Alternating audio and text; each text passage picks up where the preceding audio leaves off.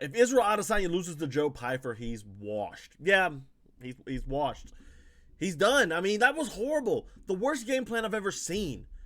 Israel Adesanya really went out there and was styling on Joe Pyfer. I mean, looking absolutely phenomenal against Joe Pyfer. The calf kicks, just the angles, the striking, the speed. He was much better than Joe Pyfer for a round and a quarter, I guess you would say. And then he made the bonehead mistake of, just exchanging. What are you thinking? What are you doing? That was the dumbest performance I have ever seen. And I've seen some pretty bonehead performances. But that right there, hey, I'm going to fight a guy with brick for hands. I know I'm the superior tactical fighter. I know I'm better than him on the feet. I'm going to go ahead and, fight with him on the feet how he likes to fight instead of dictating the terms of engagement myself. That was the stupidest thing I've ever seen. And it's a shame that it comes from a guy like Israel Adesanya, who is probably one of the top 5 strikers in MMA of all time. Dreadful. Like, he didn't learn any lessons. He's not trying to get better anymore. He's just showing up to the gym and sparring every day. He's not working on things that make him better. Like, I don't know. Maybe I shouldn't lean back. I might get clipped with a big old overhand right. Lo and behold, Joe Pyfer, big old overhand right. Like, it's smart. Like, he's still changing stances in front of Joe Pyfer. After Imavov knocked him down like that. Still backing himself onto the fence. The volume was up this fight, sure. But Israel Adesanya fought like a numbskull. And it's a shame to say because he's constantly been one of the smarter fighters of all time. Like, he really is, like, one of the better fighters to have a fight IQ, if you want to put it like that. You know what I mean, though. Instead, we have an Israel Adesanya that, like, shows up, has a good game plan that'll set him up for success, and then does something stupid to lose the fight, like switch in front of him. Or just back myself onto the fence. Or let Drickus bomb me. Or let Joe Pyfer batter me out. It was crazy too because he's such a smart fighter. It's just frustrating, guys. It really is. It's frustrating. Like, he got drawn into this brawl and he let Joe Pyfer do what he needed to do right when he had Joe Pyfer where he wanted him. Because we know what Joe Pyfer is. He's going to come with big overhands. He's going to come with big, strong punches. He's going to try and wrestle a little bit. And about the third round, he starts to get tired. This fight particularly ended in, what was it? Near the end of the second round, 4:18 of round number 2. And Adesanya wants to go in there and bang with him for half a round there. No wonder he got caught. No wonder he got beat up. Because he wants to fight stupid. And that leads us into the question of, like, is Joe Pyfer that good? I really don't think he is. I think he's one of those fighters that's gotten the opportunity to face a already damaged veteran at a very opportune time. And make no mistake about it, like, there's not a sport on the planet that chews up and spits out its ledges like this. Not even football. American football does that. But this sport is unforgiving. Fighting sports in general are just unforgiving. And we saw that. We've seen it with BJ Penn, Tony Ferguson. You saw it with Anderson Silva.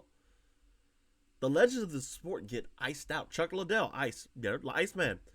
They get iced out. They get beat up. They get knocked out. I don't think Joe Pyfer's that good. I don't think in a prime for prime match, which this was probably prime Joe Pyfer, this was definitely the win he's got, the best win he's got. I don't think he beats an Israel Adesanya any day of the week. You tell me the Israel Adesanya that fought Kelvin Gastelum, that took all of that damage, or the one that fought Robert Whittaker both times. You tell me that Izzy loses to Joe Pyfer? No, you know it doesn't. You know he doesn't. That's buffoonery if you think that. It really is. He's not that good. I don't rate him high. And you look at the guys above him, like the Imavovs, the Sean Strickland's, Drickus Du Plessis, and heavens forbid, Khamzat Chimaev. That's a different kind of fighter. And Joe Pyfer's the fighter who's like, I've got really strong power. I've got a lot of power. And you're going to have to deal with it. And he does well. He wins good fights. And he just beat the former 2-time middleweight champion in a good fight. But I still don't rate him that high. I think this was more Israel Adesanya having a bad game plan. You know, just thinking about it, like, Izzy fought dumb. And it does have to be on Joe Pyfer to go out there and produce what he needs to produce, what he did produce, a takedown, hurt him, and, you know, win those brawls when he can induce them. And Joe Pyfer induced those brawls. But, man, to be against Israel Adesanya, like, it's the chance of a lifetime for him. And for us, it's like, man, that really sucks. Because Joe Pyfer's not better than Izzy. His legacy won't be as good as Izzy's. It won't. But he did just beat Israel Adesanya. And that puts him in a spot of like what's next for Joe Pyfer. And you look at the rankings, guys. Look at the rankings above him. You know, I mentioned him earlier. Chimaev, Imavov, Strickland, Dricus. That's your top 4. He's likely going to come in number 5. Look at those. Cabarrallo is probably above him too, if I'm not mistaken. And look at how he fights. Mr. Sean Strickland, Mr. I stick to a game plan no matter what. Khamzat Chimaev sticks to a game plan no matter what. Nasruddin Imavov, slick striker, probably sticks to his game plan. Cabarrallo does the same thing. We watched him do it against Renner de Ritter. You look at those guys and it's like, ooh, I don't know. Like, you got to be more than a booming overhand. You have to have a plan B. You know, Dricus Duplessis, what's he going to do when he doesn't hurt Dricus? You know, Dricus will get in those sloppy brawls with you, sure, but then he'll take you down. What's he going to do there? Joe Pyfer has good jiu-jitsu, but is it that good? My money's on no. I don't think it is. And then you look at what's below him, what's coming up. Specifically, you know, Anthony Hernandez, Cabarrallo. Those guys are durable. And this division's churning over, bringing in some new talent. Joe Pyfer's part of that new talent. How is he going to fare against the relentless onslaught of Anthony Fluffy Hernandez? And I know Fluffy just lost to, you know, Sean Strickland by running onto punches, but that's not the type of fighter Joe Pyfer is. What's he going to do when he gets drowned out by that pace in the 4th round? How's he going to look then? Because we know Joe Pyfer has cardio issues. We know it. I don't think he's in an easy spot. Now, credit to where credit is due. Joe Pyfer's put himself where he needs to be to contend for a title. But, like, he's going to fight Brendan Allen next, maybe? Like, Allen has a fight booked. He's fighting Edmund Shabazian. But somebody like that, yeah, Shabazian wins. I can see them booking him. And then there's, should Israel Adesanya retire? And that's what everybody's talking about. Should Izzy retire? No, I don't think so. I think Izzy is... Oh, I do, actually. Don't let me lie to you guys. I do think Israel should retire. I just don't take my selfishness for wanting the Yousri Belgarous fight to happen here soon, because I hope it does. We'll talk about Yousri Belgarous in a minute here. But, man, on a 1-5 run, he was getting pieced up in that last Alex Pereira fight. That first Pereira fight cracked Adesanya. Since then, he's lost to Dricus. He's lost to Sean Strickland. He lost to Joe Pyfer. Alex Pereira, too. It's a bad run. And this sport chews you up and eats you out. We said that earlier. Chews you up and eats you out. So you have to take that into consideration. You have to remember, like, man, what is my legacy going to be? You don't want to be like Tony Ferguson on Misfits Boxing. Well, Tony's making a lot of money on Misfits, but that run where he lost 9 in a row after the Justin Gaethje fight, y'all remember how brutal that was? You don't want to be in that situation, that predicament. You don't want to be 6, 7, 8 losses in the pipe. You don't want to be Tony Ferguson or Chuck Liddell. You don't want to be Muhammad Ali losing to nobodies. Mike Tyson, you know, losing to fighters they shouldn't lose to. You don't want to do that. You don't want to fight for money. You want to fight for love. Like, Israel doesn't need money. Israel Adesanya doesn't need money at all. He's very well off. He's fighting because he loves it. But man, there's other ways you can love it. This isn't it. This is not it. In your co-main event, Alexa Grasso had one of the gnarliest finishes I have ever seen. I mean, and it wasn't gnarly as in like, oh my gosh, that was an incredible knockout. It was gnarly as in like, oh my gosh, is Maycee Barber, is she done? First round knockout. Maycee Barber. It's one of the greatest finishes I've ever seen because of how fast and how out Barber was. And I haven't seen Maycee Barber make a social media post about this. You know, I don't know what her situation is like. I know she had medical issues in the past. But man, the way Alexa Grasso finished her with a 1-2 and then hopped on a rear naked choke as she was already knocked out. And then the ref like turns over her body and her arm slowly falls and she looking at the camera with cold dead eyes. That was gnarly. I was sincerely, there's very few times where I'm like, ooh, that might not be good. I know two times where fighters were like, I was like, ooh, you know, outside of the regular like Conor McGregor, Anderson Silva, Chris Weidman leg breaks, but like when Shane Burgos got kicked, punched, whatever, by Edson Barboza, he backs up, boom, boom, and then like he slowly fades out of consciousness. Boom. Josh Emmett getting knocked out by Jeremy Stevens. That was another one. If you haven't seen that knockout, go watch it. And then obviously Josh Emmett and Bryce Mitchell, where Bryce Mitchell's literally seizing on the ground. That's the type of finish this was. Again, Alexa Grasso hits a 1-2 and then drops her. Maycee Barber wants to step into the pocket. Grasso's more than happy to accommodate her there. Like, hey, yeah, you want to come in the pocket with me? With me, the best boxer in the division? Come on. Come on. She didn't mind it. Maycee Barber didn't mind it either until she did. Or she can't remember not minding it, actually. And then she falls. Obviously, the 1-2 lands clean.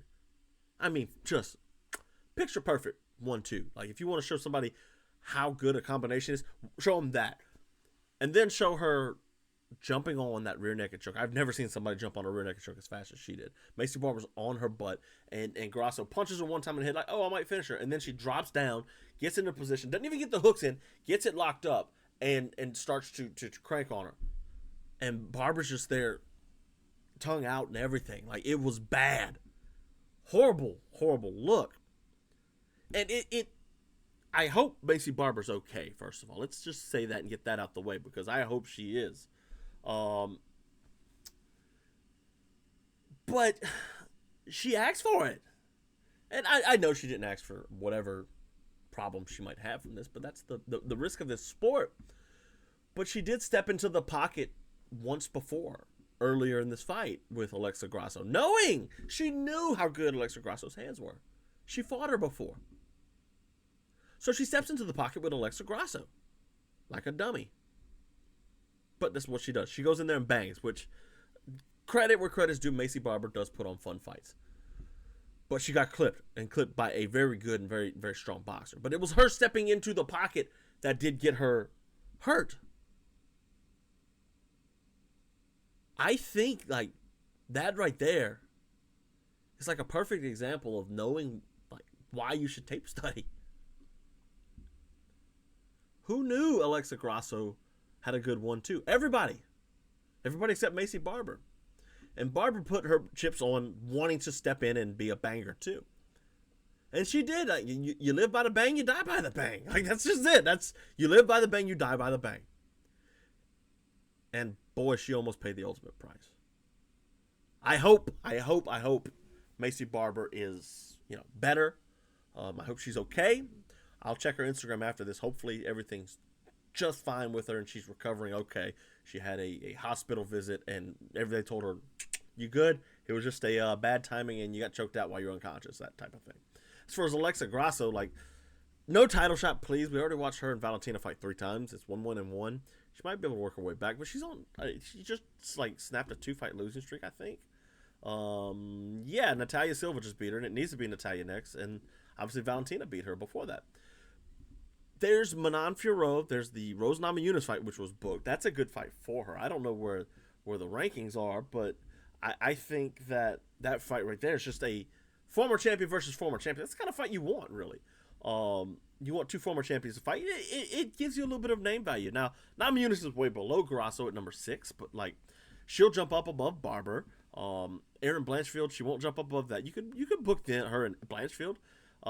There is the Grasso. There's Natalia Silva, Manon Fiorot, Blanchfield, Namajunas, Jasmine Jasudavicius is there. Then you start getting into the Kong Wangs and the Casey O'Neills, who had a win on this card too. But there's no title shot anytime soon. They want Valentina to be state champion, and I can see Valentina going up and fighting Kayla Harrison once Harrison and Nunes eventually fight. And then that opening the door for an Alexa Grasso and whoever else wants to fight. Maybe Zhang Weili. Moving on, Michael Chiesa retired. He beat Nico Price first round rear naked choke. Nico wanted to come out and bang it out like Nico Price does, who also retired. So shout out to both of those guys. Really, this is kind of what Michael Chiesa was always about. Choking them out, wrestling, really, really strong top game. Really, really good at getting the back. So, hats off to him. He's great on the desk. I like Michael Chiesa a lot, and I hope they start to integrate him a little bit more because he's super fun. One of my favorite moments of the night was Lerryan Douglas knocking out Julian Erosa, and he started it with a jab. We talked about it a couple weeks ago. 145 is turning over. Out are coming the Alexander Volkanovski, even though he's champion. I'm looking, Yair Rodriguez is on his way out. Steve Garcia is kind of in the middle. Brian Ortega, and in comes the Kizayo Costa, the Kevin Vallejos, the John Silvas, Diego Movsar.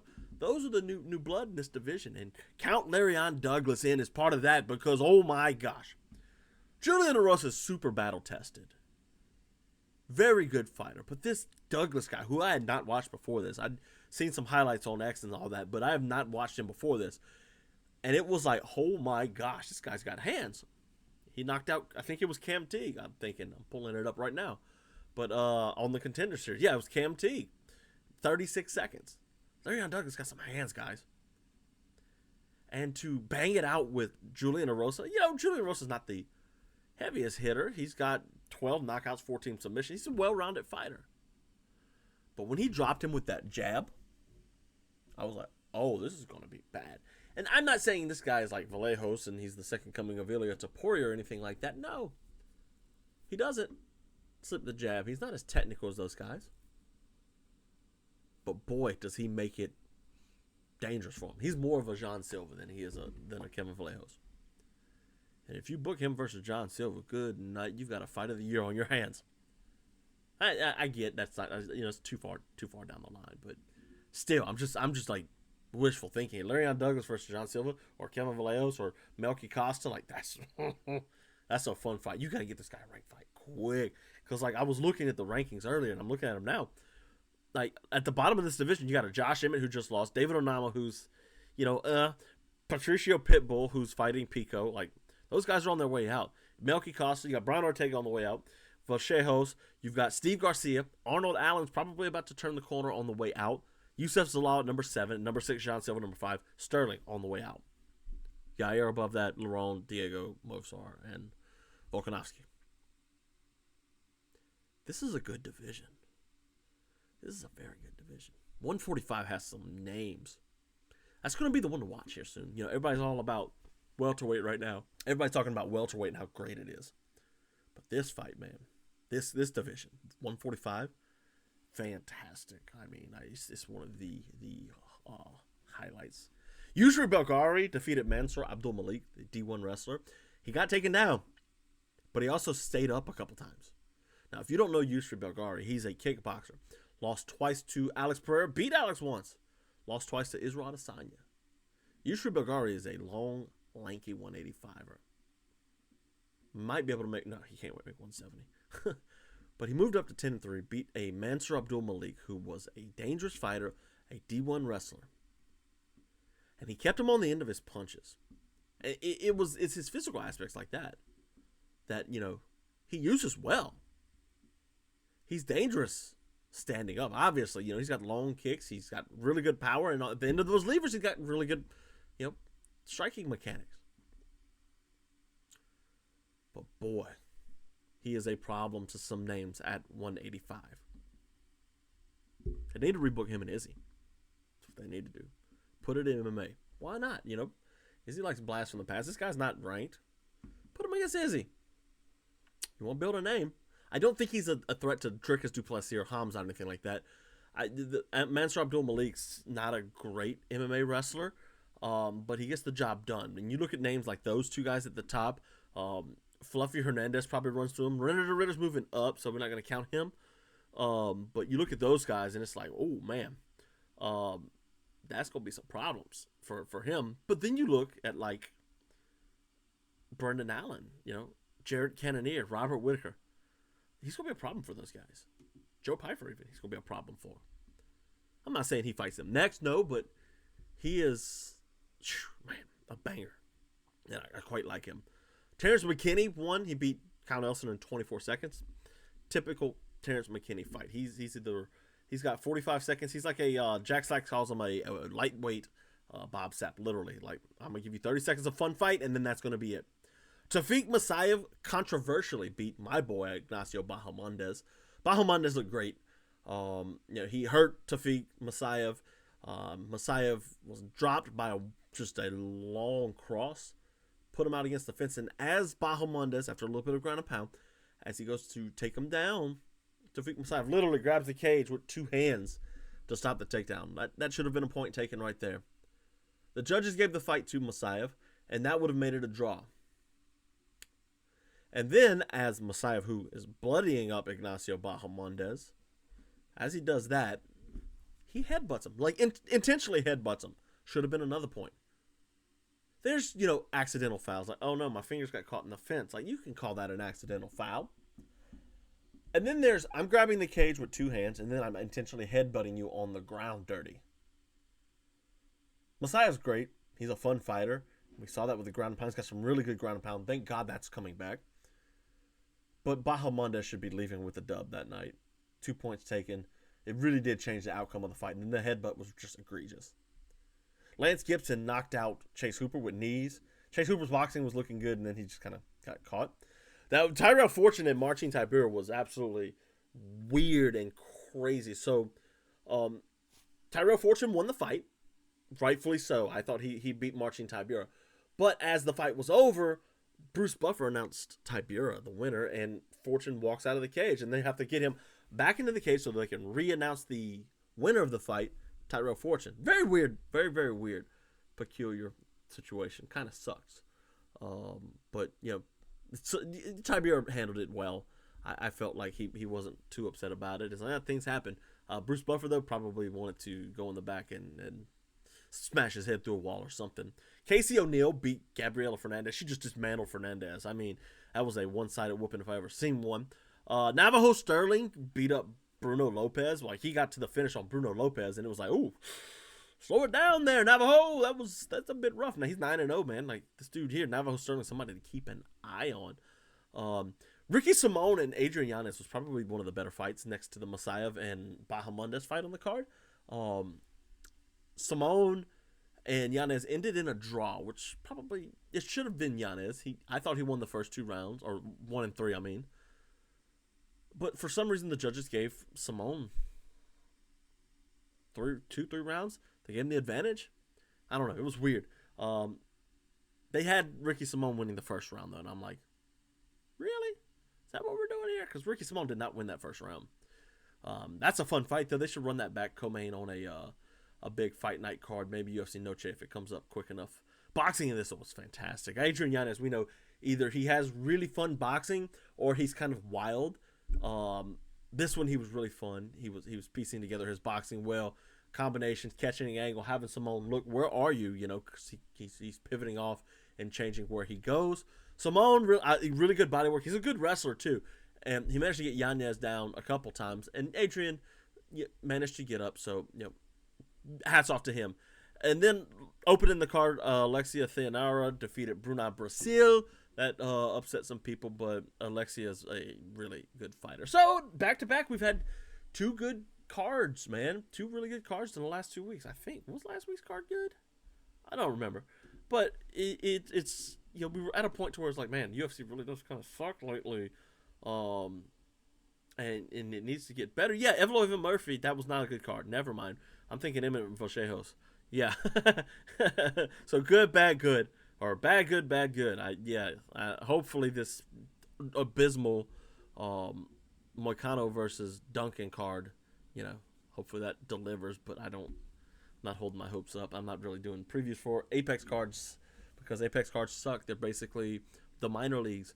But yeah, so this card very fun, more exciting than the Emmett and Vachejos card, and that was saying something because that was a fun card. And I don't know if it's we getting these, and last week's UFC London card was so bad, so this seems great. But like you go down the book on this one, it was finish, choke, knockout, knee, hammer fist, decision for Bahamondes, but that one fight of the night, that was a great knee. Tyrell Fortune, Tibura decision. Casey O'Neill knockout. Navajo Sterling knockout. Simone and Yanez draw decision, and then you have the opening fight decision. But like, man, this was a fun card. The two decisions at the top, aside from the women's fight, those two were entertaining fights, and that's really all we can ask for here.